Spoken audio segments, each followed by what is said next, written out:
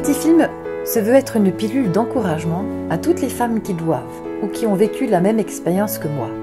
Une hystérectomie totale, soit l'ablation de l'utérus, des ovaires, avec, en prime, un fibrome gros comme un pamplemousse. Ça, ou mourir avant d'avoir vécu au maximum, le choix était vite fait.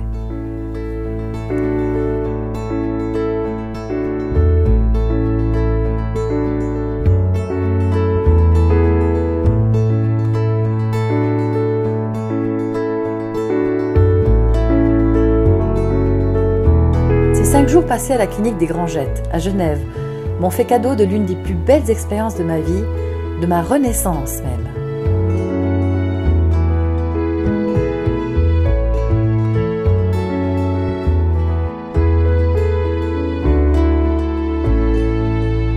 Mais pour cela, je m'y étais préparée. Comment? En captant l'amour et la tendresse à chaque coin de rue.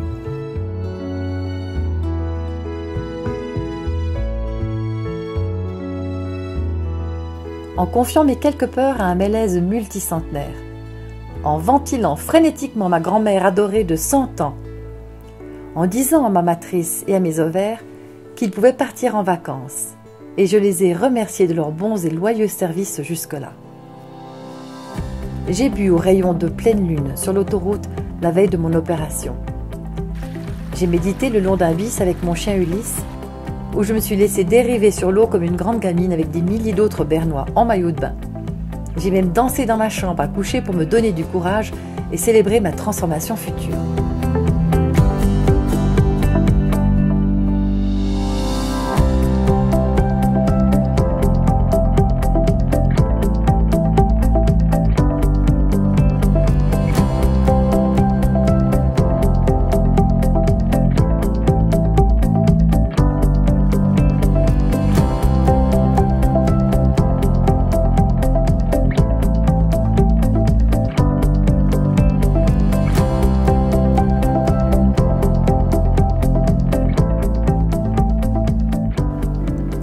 Puis il y a eu l'intervention.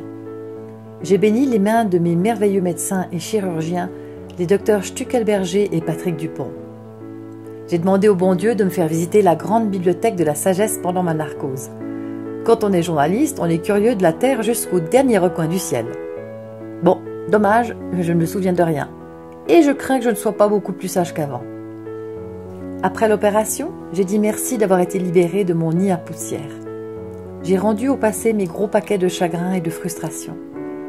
J'ai dit merci d'avoir un beau ventre tout neuf, prêt à accueillir une nouvelle énergie maternelle, un couffin purifié pour y couver de beaux et futurs projets au service de la communauté. J'ai remercié mon escadrille d'infirmières dont les attentions et les sourires ont largement contribué à ma guérison, comme les desserts pleins d'amour de la jeune pâtissière Aurélie. J'ai remercié mes collègues de travail pour leur prévenance et leur compréhension. Ce qui m'a aidé, c'est d'accepter. Accepter ce qui est. Faire le deuil et laisser mourir ce qui n'est plus utile en soi. Et surtout, se réjouir. Se réjouir et se dire que le meilleur reste à venir. Mesdames, mes chères sœurs terrestres, vous savez, il y a bien des manières de faire des enfants. Écrire un livre, réaliser un tableau, créer une association, ou vivre un rêve que vous imaginiez tout simplement impossible. Grâce à ce que j'ai perdu dans mon corps, j'ai gagné un supplément de vie dans mon être et le désir ardent de créer de nouveaux projets. Détachons-nous de ce qui n'est plus et tendons les bras à ce qui vient, dans l'ouverture et la confiance. Et moi, je sais que la vie me réserve encore de merveilleuses mises au monde, de tout ce que j'ai de meilleur à vous offrir. Femmes du monde entier, unissons-nous, réveillons ensemble la force du féminin sacré et enfantons les plus beaux projets de notre âme.